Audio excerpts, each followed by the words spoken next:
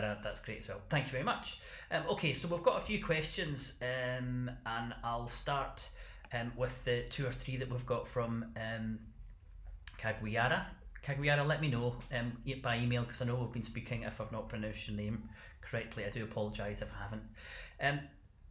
One of the things I'd said when I'd sent out the communication around this event was that I wanted to no question too difficult and no question too simple, and that's what I really want to do, because I feel that one of the issues stopping organisers jumping to virtual now that we've been doing it for a lot of people for 6 months is that they still feel a little bit scared about asking that simple question. So please, any question you want to ask, even if you think it's simple or if you're sure everyone else knows it, then please do drop that in and I'll get to it. Okay, so first question, what is the starting point when you want to move to virtual events? Okay, can you see that? There you go. What is the starting point when you want to move to virtual events and you have a limited budget? Well, I said this is a fancy bit of software called ECAMM Live, which I'm using, and you're able to bring the comments into the screen, so I hope you can all see that. Limited budget is a really good position to start from, because that's where a lot of organisations are. Now, I know there are a lot of organisations who have big budgets and they're able to throw 5 figures, 6 figures at it, but virtual events shouldn't be expensive to put on. Now, most people are already comfortable with Zoom, which is 20, 30 euros, dollars, pounds a month, and they can hold successful events, and so can Teams and Google Meet, and these platforms are actually fine for some virtual events. But the first thing you have to look at is what you want your virtual event to do. And if you want to concentrate on the content, the connections, or the coverage for your commercial partners. And if you can identify that, then you're able to think about where your revenue's coming from, and then you can start to think about how much actual budget you've got. But I would say when you're starting with a virtual event, there's nothing wrong with looking at these platforms that people know and use already. But if you're looking at something that's just like a webinar, something like this, look at a platform like YouTube, because it's not expensive, to be able to do something like this. And also, if it's just a webinar, look at something like Crowdcast or Big Marker, which are around $80 to host a really great looking webinar. And I'd also definitely recommend that you look at something called StreamYard, which again for around about $30-40 a month can just super professionalize the way that you're running your virtual events. So definitely, to answer that question and succinctly, look at what you're trying to do. Concentrate on either 1, 2 of these 3 areas: the content, the connections, or the coverage, and then start to look at platforms to be able to do it. But really, if you're looking at limited budget, you have to have a really clear idea of how much revenue you're going to bring in. Next question we have is this one. I'll have to see if I can change that colour of font so it makes it a little bit easier for people to read. Red's never a great colour to read on screen. It's white on mine, but red when I bring it across. What price-friendly virtual event platform would you recommend for webinars, networking, and B2B meetings? Now, I knew we were going to cover a little bit of platforms today, and it is really important, and I'm really keen to speak about these platforms. And that question's really important because someone said we want webinars, which is content, we want networking, which is connections, and B2B meetings. So that probably means that there's some coverage for your sponsors. So if you're looking for a platform where it's got good content, good connections, and good coverage, then you really need to start investing in something and spending a little bit more money than something like Zoom or Google Teams or Meet, or even something like Crowdcast or Big Marker. Good platforms that they are. And start looking at something. Now, I would definitely suggest right at the moment that everyone have a look at Hoppin. And I know a lot of people are starting to use it. I started using it in March, and we were really lucky to get in. We were one of the first 100 events on it when I ran one of our events back in March. And it is a good platform. It's slowly getting better, and there are a lot of platforms catching up. But you can run an event for 500 people for only a couple of $100. And it does the connections, it's okay at that, it does the coverage really well, and it does the coverage for your commercial partners really well. So definitely check out Hoppin. But on the horizon, I'd suggest you have a look at AirMeet, AIRMEET, and Balloon, BALLOON. And these are two platforms that are very close to being fantastic, full-on event platforms. A little bit away from it at the moment, but by Q1, I think these are two that will really push Hoppin for that kind of cheap but super powerful platform. Okay, so thanks for these questions. That is really helpful. Would you? I'll pull this across again. Okay, let's see, where's the best place for you to read that? Probably my head. Would you advise you start by offering free events in your webinars as you build confidence in using the virtual event platform before engaging in paid events? Now, how you earn money from virtual is a hugely important question to address, and I'd love to look at that in much more detail. Now, this is a suggested route, and it's really a route based on how secure and confident you feel as an organiser. So that's probably not the best way to approach it. If I was to say to Kaguyara, did you do that when you started running physical events? Did you run a few physical events for free until you felt confident as an event organiser and then started charging? So let me know if that was your approach, because that's kind of what you're suggesting or asking that question for the virtual world, and it shouldn't be any different from what we did in the physical world. You should be able to do some learning, have some education, have some practice, have some dry runs, and then run your event. And even for someone who's run nearly 100 virtual events, it's still really easy to make small mistakes for your virtual event. So go easy on yourself when you're starting to run the event. Okay, what easy to use tools would you recommend if one wants to hold virtual webinars alone? Is this advisable? What a brilliant question. You can do all of this yourself. Now, we've been running events for other organisations, and what we do is to have a definite demarcation, and that just means that someone is doing something very particular and the lines don't blur for them to do something else. So when we've been running events for some other organisations, we have a producer who's there pressing all of the buttons, bringing the content on and off, bringing the speakers on, and playing pre-recorded content, using overlays. They're producing the show. But we've got someone else who's there on the back, say on the platform, on the back end of the platform, and they're changing all of the details out of the about the event. They're maybe changing the timings, they're maybe changing some of the networking, they're maybe changing the information that's displayed. So we have a definite demarcation of roles, and previous to that we would have had someone who was setting up the platform and who was putting everything onto the platform, and that necessarily wouldn't be the producer. So it's really important to identify these roles for your event. But as it's the same with the physical event, if you don't have the revenue for it, then you need to look at delivering a slightly different event, or maybe doing a few of the roles. I know I try to avoid hosting and producing, which is what I'm doing today, but sometimes these things just have to happen. Events are so much more professional when you have a host and they're hosting, they're bringing in the comments, and someone else is looking after all the technical things for them. So some really good questions there. That's brilliant. Okay, Christopher, let's see what your question looks like when I drag it across. Hi William, at some stage can you explain in jargon-free language what a tech stack looks like, please? Thanks, Christopher. I try not to use jargon. I didn't think I did, but you did point this out to me in the email you sent to me earlier, tech stack. Yes, I can. And one of the most important places to start is to look at your destination platform, which is something like Hoppin or Feedloop or Remo or any of these hundreds of destination platforms, and consider that as your destination platform. Now, I looked at what other platforms and apps you need to run a really successful virtual event, and I actually came up with 10 platforms in total.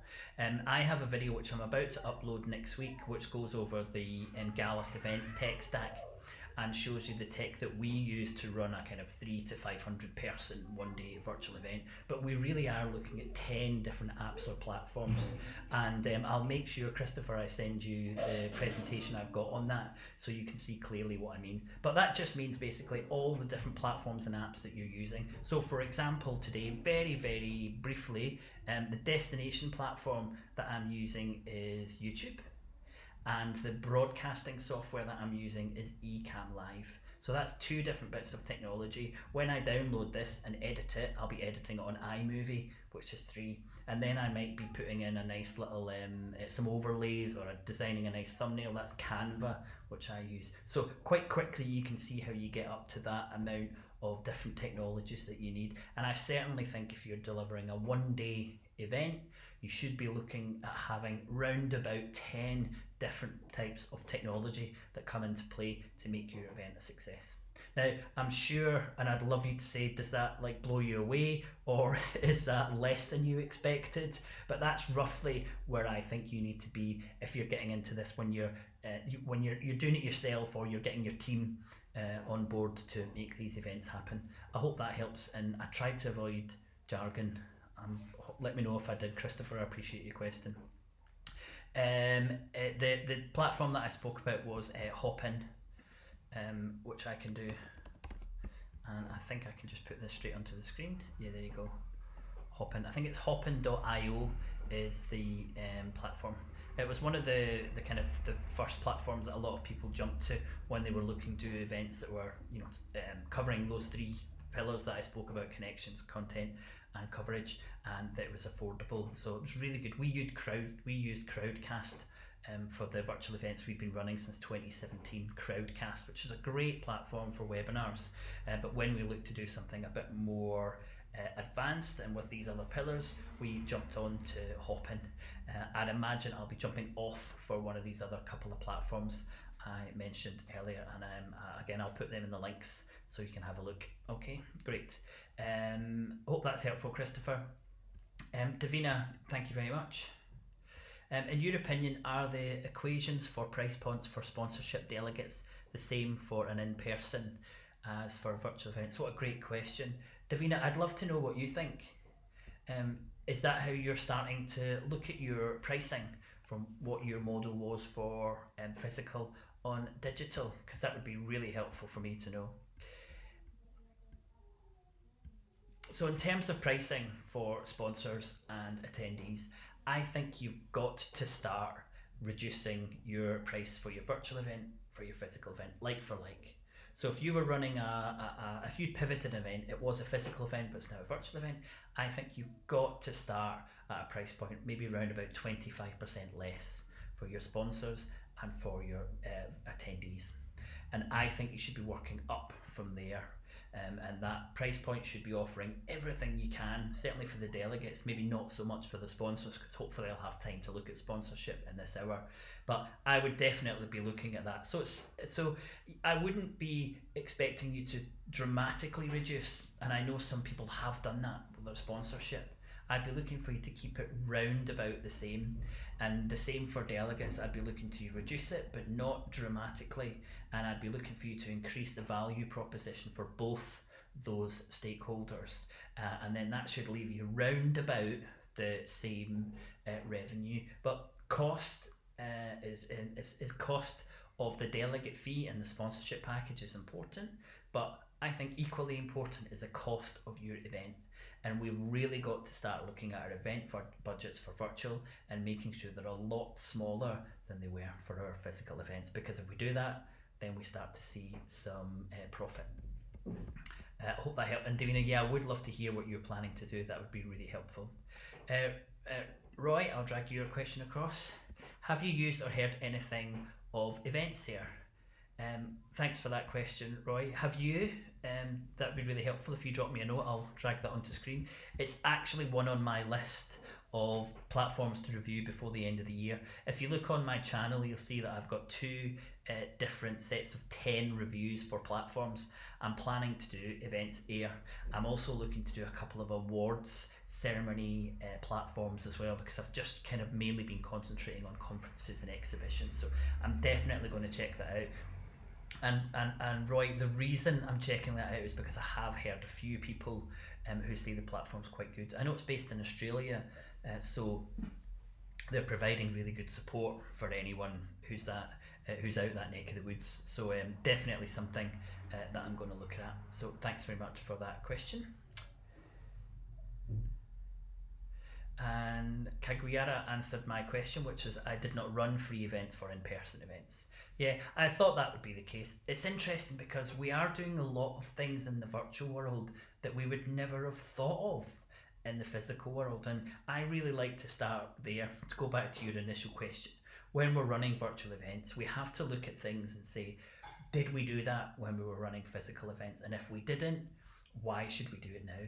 And I think just asking that one question will make a big difference to you running virtual events, because we are setting ourselves too many hurdles for virtual, and we really don't need to be doing that. So definitely, if you've got value, if you've got a great content, if you're putting people together, if you've got sponsors who are interested in your virtual event, you should be charging and you should be making a revenue. However, free is fine. And I've been saying this in every forum I've almost been on. Having a free event is absolutely fine if you're generating things that will allow you to make profit later down the line. So maybe that is, for example, you're finding 1,000 names that you're able to sell things to later, or a sponsor has paid you to allow attendees to attend for nothing. Don't write off free. You just have to make sure you're making revenue. And that takes us back to this idea of business models. It's really important for you to consider your business model before you jump in to running a virtual event. And unfortunately, that didn't happen for a lot of organisations who were running events, pivoted events at the start of the year, well, probably from late February, March. A lot of people just pivoted, started running free to attend events, and are actually really struggling now to pull back and starting to charge. So it's really important that you work out your business model as you go forward. So thanks very much for that. Yep, Christopher, no problem. And as I said, I definitely will drop you a note around the tech stack. If anyone else wants to see the little tech stack presentation that I've got, just drop me an email. And that's william@gallusevents.co.uk. It's probably the best one to get me on, william@gallusevents.co.uk, and I'll put that up towards the end. So anything I've spoken about today, if you want any further information, drop me an email and I'll send you something across. Roy, okay, great. So you had a look at events there, and you thought it was quite good. So there you go. Yes, we had a demo and it looked good. That's brilliant. I'd like to hear what you make of that, because as I said, a lot of people are landing up on that platform, so I'm really keen to have a good look at it. Caguiara has asked another question, which is, what equipment do you use for recording your webinars? How many cameras? When I do webinars, we normally just use one camera, and we use ECAMM Live, which again I'll put in a link in the comments, which is the software that we're using for this. I'm planning to do a demo for this as well and put it up before the end of the year, so you can see how amazing this bit of technology is. But this broadcasts and records all of the content. When we do a live event, we normally just have the one camera. We'll probably move towards having two cameras, or maybe even three cameras for our next event. But at the moment, simple is absolutely key, and we want to make sure that we're able to have that, that quality, but without adding too much difficulty and that extra cost that can come from running a few different cameras. Because it's not easy to have a studio set up with 2 or 3 different cameras. That takes a good bit of money, but also a good bit of knowledge to be able to bring all those feeds in, and sync the cameras. They might have a different, you might be getting a different audio feed from the camera. So these things are quite difficult to do. So we try and keep it as simple as possible. But we are going to use at least 2 cameras on the webinar we've got coming up next month. Once I can get fully on top of ECAMM Live, and to make sure that I'm using it as best I can. So thanks very much for that question. Well, we've been able to rack through that whole list that's there. So please do, any more questions, let me know, and I'll have a good stab at getting back to them. Davina, Davina's come back to the question I asked her and said, I'm hearing that price points are definitely lower than in person. I would agree. And Davina, to be perfectly honest, as I said, I think that's what should happen. I think price points should be lower, certainly initially and absolutely for your attendees. However, I will have a little 2 minutes on sponsorship. Now, I had a client who ran an event based in Iceland just in September, and it was a pivoted event. It was always going to run in September, but it was supposed to be physical, and they earned as much revenue from sponsors for the virtual event as they did for the physical event. So they earned as much revenue from their virtual event as they did for the physical event. And I really helped them structure their sponsorship packages to allow them to do that. And the most important message that I can pass on to you from working with them as a client was to make sure you speak to your sponsors with confidence.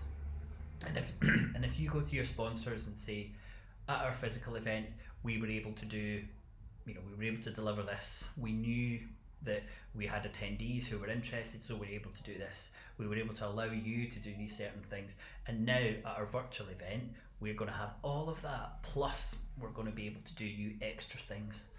And these extra things are the things that can start getting you back up to the price that they paid for your physical event. And that's what my client was able to do quite successfully, was be able to offer those other things.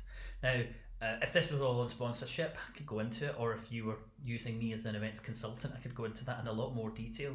But basically, you've just got to look at your event and design it for your sponsors, partly. That third pillar, that content, connections, and coverage. And if you start looking at your event and thinking, what can we offer our sponsors that's way beyond the placement of logos, then I think you can start ratcheting that back up closer to your price for your sponsors, because the sponsors are looking for almost every single time are looking for leads. And I often say that a sponsor never wanted to attend your physical event. They just wanted the leads from your physical event. And we're in exactly the same position. They might not want to attend your virtual event, but if you can deliver them the same amount of leads, then you should be able to sell your sponsorship packages for round about the same amount, because they are paying a certain amount per lead, which you're still able to generate. And if you can generate more leads, then you could be seeing that being even higher than it was for physical. I think attendees is a different situation, because if you find the right price point, you're able to make a really good margin and you can sell more tickets. So it's kind of a win-win for everyone.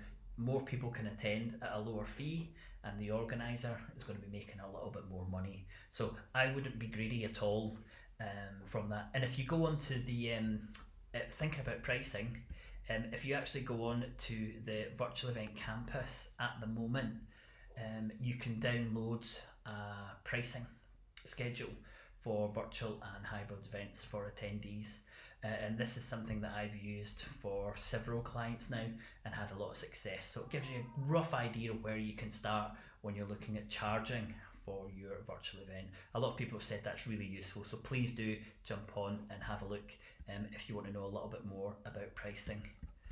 I hope that helps, Davina. Thanks so much for the question and the feedback. Okay, we've got another question from Roy. What have you done to facilitate networking within the platforms you've used? We've had platforms, which is like everyone asks about, and the second one is networking. So I'll cover that. I wonder if we'll get to the third one. So networking breaks down into three things, and what I've often found from organising events as a consultant for 10 and an organiser for almost 25 years is that when people say networking, that's not really what they mean. And I'll break that down. There's a connections piece, and at every event there's a connections piece, and it breaks down as people who want to network, which is catching up with people, finding out about your kids, or if you've got a new job. That's networking, and that's actually quite difficult to do at a virtual event. That kind of randomness of, how are you doing, but not impossible, because most platforms list attendees. So if you want to network with someone it's the simplest thing. You just click on their name, send them a message, and you can chat with them. So that's not too difficult to do.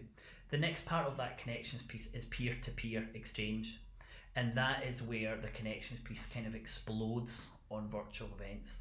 So this is where you're able to learn from all the other attendees, not just the speakers. And platforms have an almost unlimited amount of areas where you can have people sharing knowledge, and we should be designing our content so that we're allowing groups of 4, 6, 8, 10 people to get together and to exchange their knowledge. And as I said, that's part of the connections piece, and often when people say networking, that's what they mean. So Roy, I just want to make that really clear.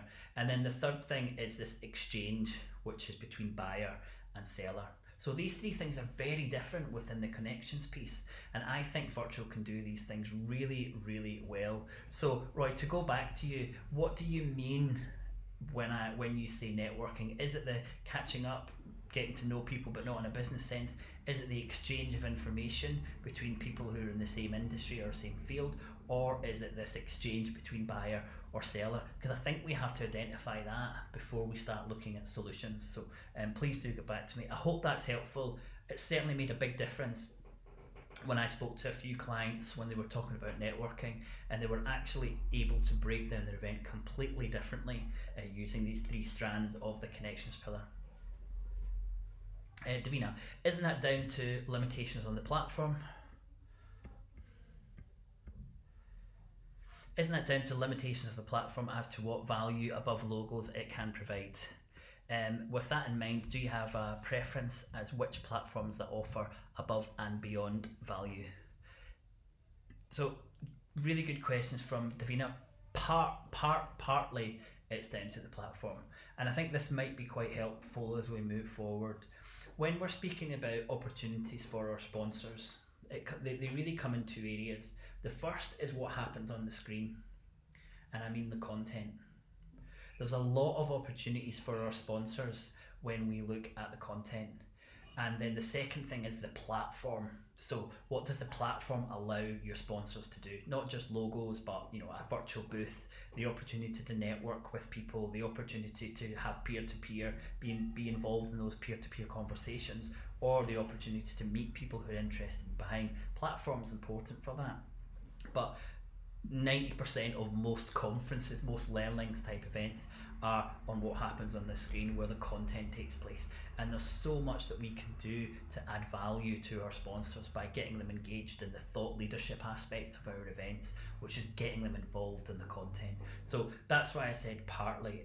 Definitely there are limitations on what you can do on certain platforms, but if this is a big piece of those three pillars, if you've identified this coverage piece as being really important for your event, then that pushes you towards a platform that's able to deliver that. Now, I had a client who was looking at Hoppin for an event, and this is actually the client from Iceland. They were looking at Hoppin, but it just wasn't good enough to deliver the coverage that they needed for their sponsors. So in the end, they chose a platform called Feedloop, P-H-E-E-D-L-O-O-P. They chose Feedloop because it was much better in terms of coverage. So definitely does come down. And then the final thing, which is really platform dependent, is the data that you can pull off. And I know this is where a lot of people are getting much more money from their sponsors because of the data that they're able to pull back. So again, if you're looking at a platform, Davina, and this is really important, you want to be saying, how are my commercial partners able to engage with my event using the platform, and what data am I pulling off? And then, as I said, finally, how can I get them involved in this, within the screen, which is kind of irrelevant to what platform you're on. If you look at those things, then your sponsorship packages can really get higher. Let me know if that helped. That'd be great. I'm going to take a little glass of water. A little drink of water, if that's okay.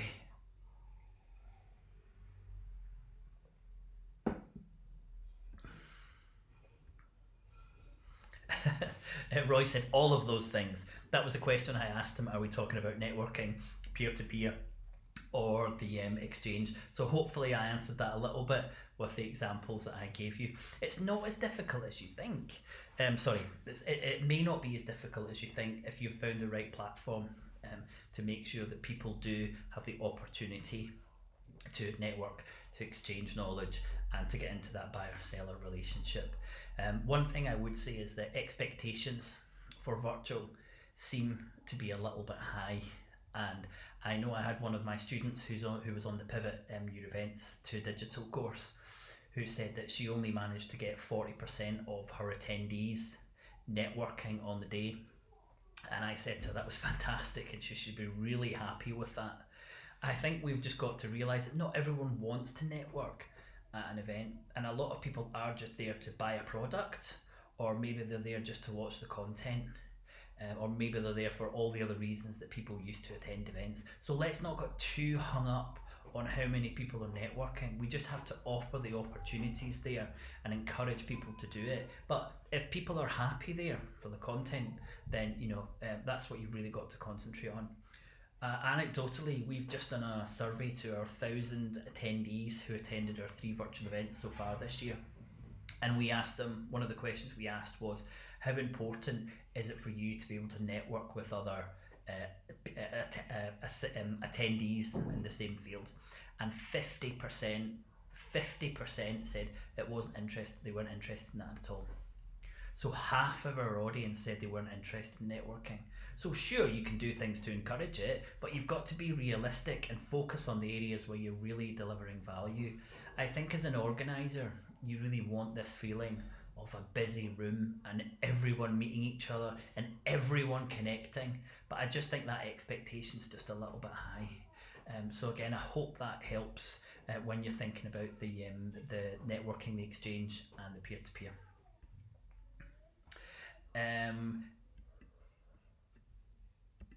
Okay, I wonder if I do this in white text next time, it'll look a little bit easier. Can you recommend any virtual event app that focuses on building, connecting and engaging communities with features like news aggregation, virtual events, social media, networking, etc.? What a great question. Cagliara, is there any reason that you've asked that? Because I'd be interested to know if that's something that you're thinking about, because it's certainly an event is actually only a tiny part of that type of app that you're looking at. So I think we had that focuses on building, connecting and engaging communities with features like news aggregation, virtual events, social media wall, networking, etc. So this is definitely where a lot of my contacts and my other business owners who run event companies are looking towards, and this is this networking, this is this membership stroke subscription, and that's huge. And this moves us away from this kind of transactional relationship that we've developed as event organisers, where someone pays you X amount for one thing, and more towards this membership where people are paying an amount over a longer period of time and able to dip in and out and choose the things that they want. So that's a huge move, and I would encourage everyone who's watching to take that step back and look at their events business now and think, actually, is this an opportunity for us to move away from this transactional and much more along the lines of subscription and membership? And I say that because one of my businesses, Practically Perfect PA, launched our membership on last week. So we've now got part of our business as a membership business, and we are providing various things for our members, and we are hoping that's where we're going to see significant growth for our business. And that's on a platform called Circle, which is still in beta at the moment, but we're finding it works really well. That's Circle, so Circle membership organisation, and you can have a look. But I know there are a lot of these platforms which are vying for kind of top slot, and there's a lot of them out there. So if it's something you're considering, the platform will definitely help. But this just gives me an opportunity to talk about digital transformation. I know you might be like, where did that come from? But digital transformation is what we're doing right now. We're not just running virtual events, and we're not just trying to find a membership platform. And if you look at any digital transformation process, the platform, the technology is normally step 4 out of 6 or 7 steps. So if this is something that you're thinking about, it should come after this idea of understanding the culture and shifting that in the organisation, doing some initial research, doing some testing before you're looking at the type of platform. And unfortunately, that's what happened. That's not what happened when people jumped to virtual events. A lot of people jumped on the platform too early, rather than thinking about the business model and the culture of the organisation and how it would change their business. and that happened for understandable reasons at the start of the pandemic, but it's unfortunately the case we're catching up from that. But yeah, definitely consider that business model before we look at the platform. And Caguera had said, when I said what was the reason for you doing that, she said, yeah, I feel a lot of brands have lost touch with their communities during this pandemic. Absolutely, and events are a great way of bringing a community together. But what else are you doing as an events company to keep those communities together? That's where I think the huge growth is going to be for our industry, and we stop seeing ourselves as bringing a community together, and much more about managing a community and bringing them all together either virtually or physically at our event. So really interesting times ahead for our events businesses. Okay, we'll get through. Thanks so much. Ricardo's online, who's one of my go-to people for marketing. He's been really helpful from Brightbull with some of the challenges that I've faced with clients, thinking about how they change their marketing. So I'm going to mention one point on that. I have a couple of clients recently who run or running virtual events, and they're struggling a little bit with the attendee numbers. And the first thing I did was look at their digital footprint that they had already. So I took a step back, I went on to Facebook, LinkedIn, YouTube, Instagram if they had it, Twitter, and had a look and saw what their digital footprint was. And you probably won't be surprised to hear that their digital footprints were actually relatively low, in one case almost non-existent. And I went back to them and said, you're now selling digital products, you have to give yourself some kind of digital springboard to be able to get that on, because if you send out a tweet and no one sees it, how are you going to market your event? If you put it on Facebook and no one sees it, how are people going to attend your event?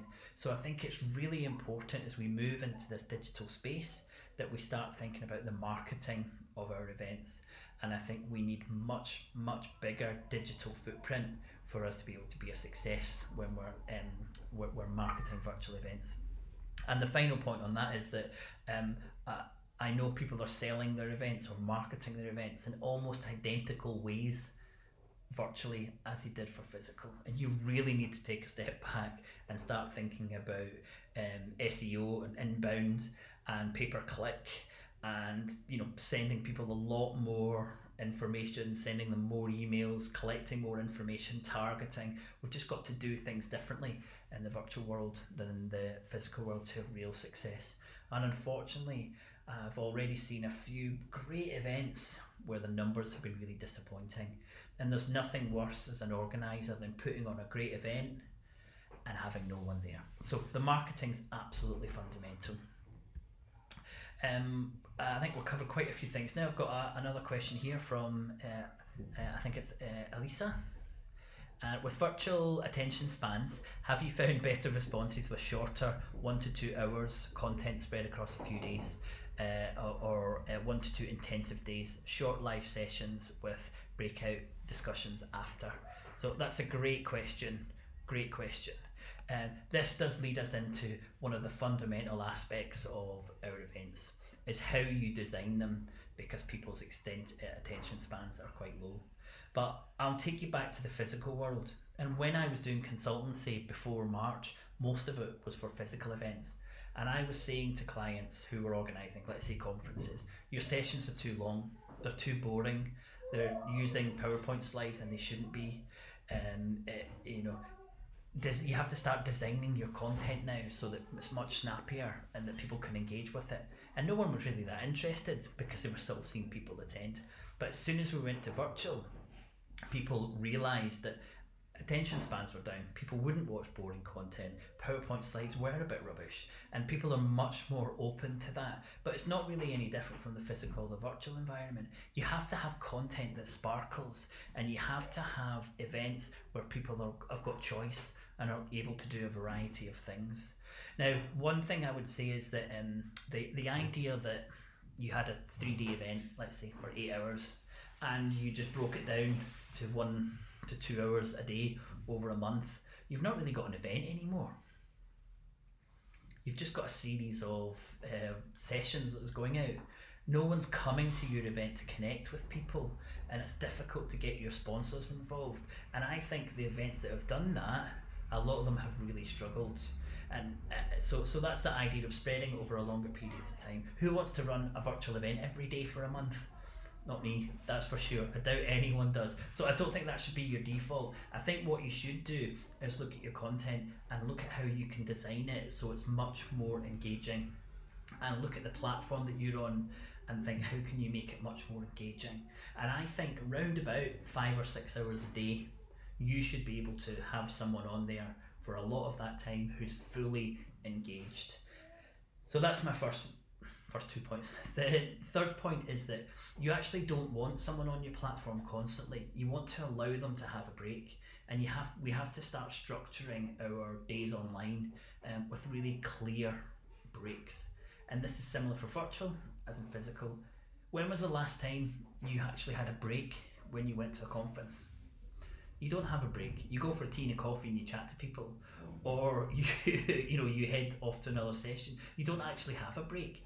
And what we should be doing for virtual is saying to people, we've now got a 10-minute break, and this is a break. This is a step away from your computer, go on the balcony, get some fresh air, go and make yourself a cup of tea, have a little walk around the house, do the dishes, check your emails if you're worried about that, but just give people an opportunity to completely detach from your event, because when they come back, they'll be much more engaged. It's so difficult, and if anyone stays, past 45 minutes now on here, you'll see how difficult it is to concentrate for this amount of time. But imagine you were all going to head off and do another hour session. There's no way that you can properly engage with that content. The cup's kind of filling over. You have to have a break, and I think we have to start designing that into our programs, and we have to have much more confidence to say to our stakeholders, or maybe our boss or the owner of the organisation and our attendees, and actually say to them, do you know what, we're going to have a break, and I'm absolutely comfortable if people don't come back, but my job is to design this so that they do come back. And I think if we have these structured breaks, we're much more likely to have more engaging content. But I would certainly say shorter sessions are key. And with our virtual summits, we say to our attendees, unless it's a training style session, we don't want any more than 18 to 25 minutes. And we have 18 to 25 minute session, and then we normally have a 5-minute break, and then another session, and then a 5-minute break, and maybe we have a slightly longer one if it's a panel session. But that's how we structure it, and I think 5 or 6 hours is about the maximum that people will engage, certainly with content, across a day. I hope that was helpful, Elisa, but your idea of sessions with breakout discussions after is a brilliant example of how you can keep people engaged with your event, actually allowing other people to hear from them and for them to have an input. So I think that helps. Josh, thanks Josh, I'm glad you're enjoying this. I'll bring it across so you can definitely see that I've not just made it up, that he said that. Great session, thank you, Willie. What do you consider a key metric for a successful conference? A brilliant question. I run 3 and I'm just about to open a 4th commercial events business, so I say revenue is an absolute key metric. And I know you might be laughing at that, but it's a really serious point. If organisations don't make the revenue that they did at physical events, and if the industry as a whole doesn't make the revenue it did with physical events, we're all going to be needing a new job soon. So that's really, really important. In terms of your attendees, I don't think we should be looking for much more than we did from our physical events, and we should be making sure that they're enjoying the content, they're filling the feedback forms and they're enjoying it. But what not to do is start to measure and be worried about the amount of time that they're spending on the platform or any one particular area. And I'd love to spend a little bit more time to go into that into a little bit more detail, but I just don't think that's the best metric to be collecting, because we want people to be in different areas, enjoying themselves, doing lots of different things. We don't want them to be just in the exhibition hall speaking to sponsors. We want them going having fun somewhere else. We want them speaking to someone. We want them to be listening to some content.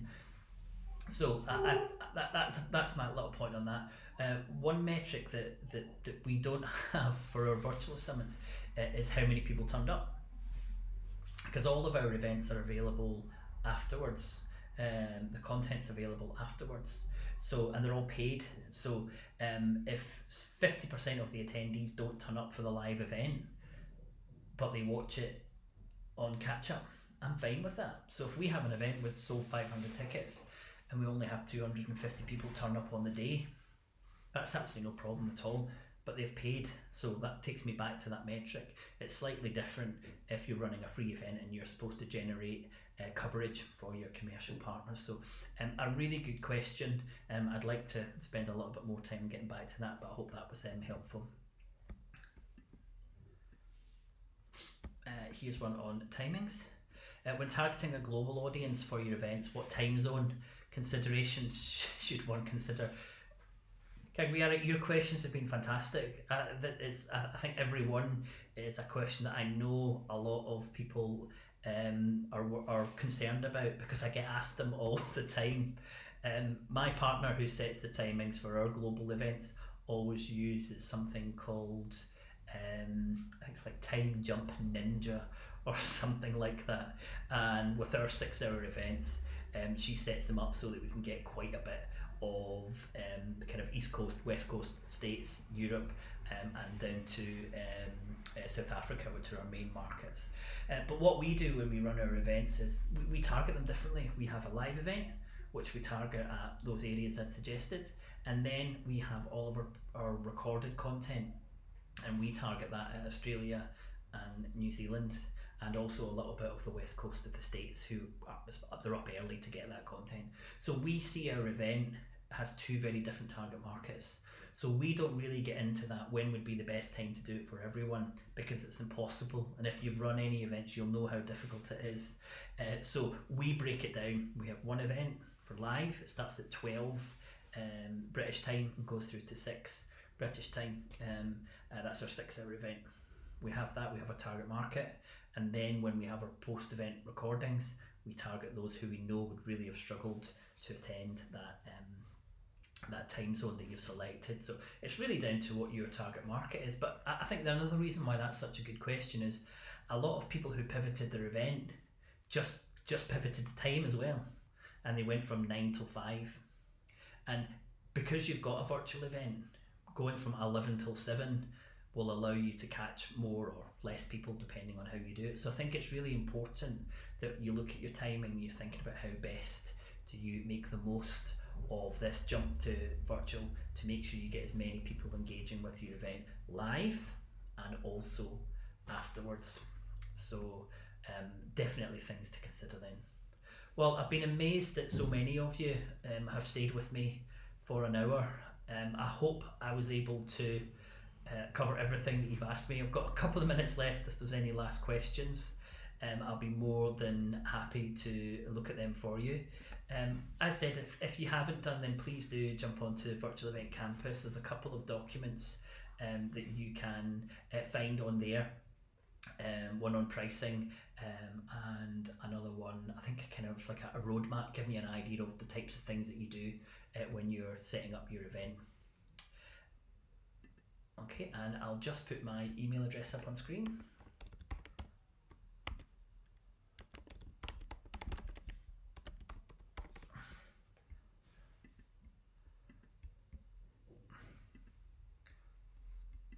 Oh, and it's red. That might be why all the text was coming in red. That looks like it's the default the default colour.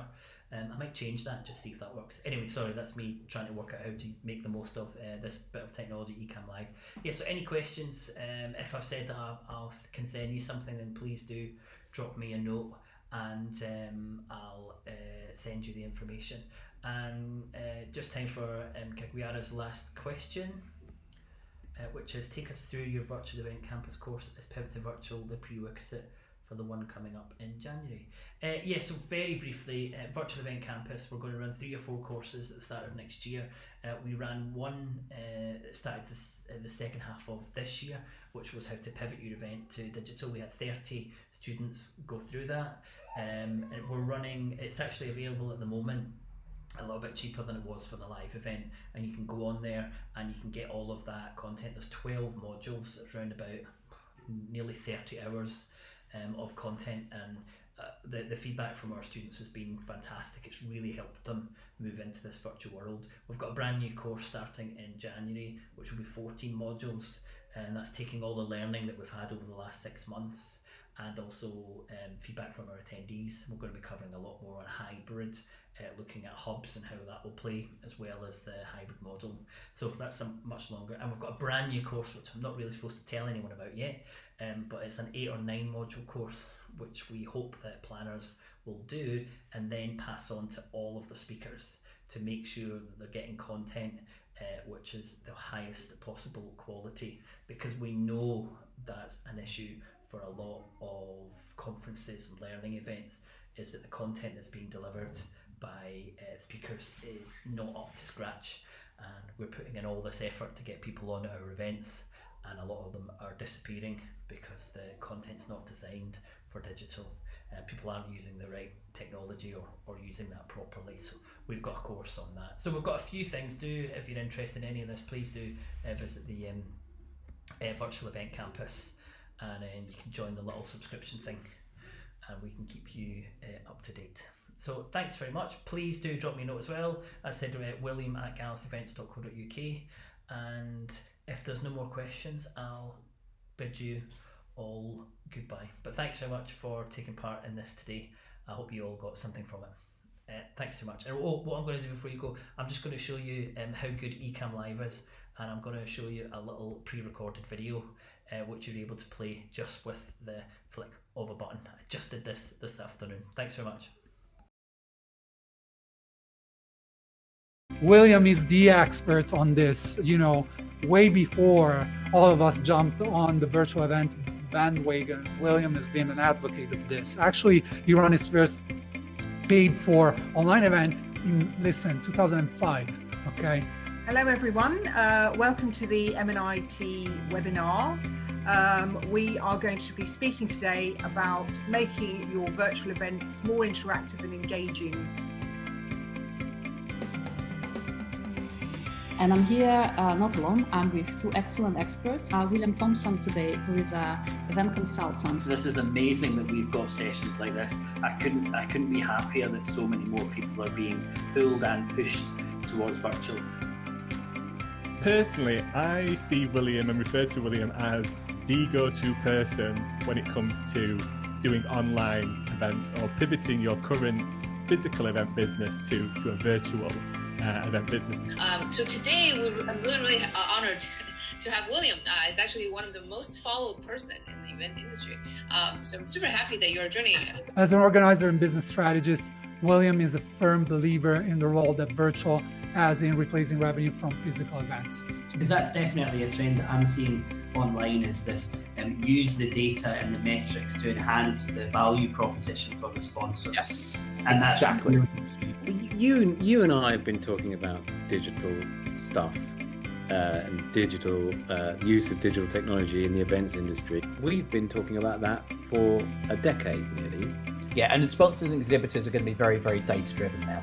So be prepared to make sure that, I think, packages that you're offering in terms of exhibiting and sponsorship on the virtual platform have got to be very data driven.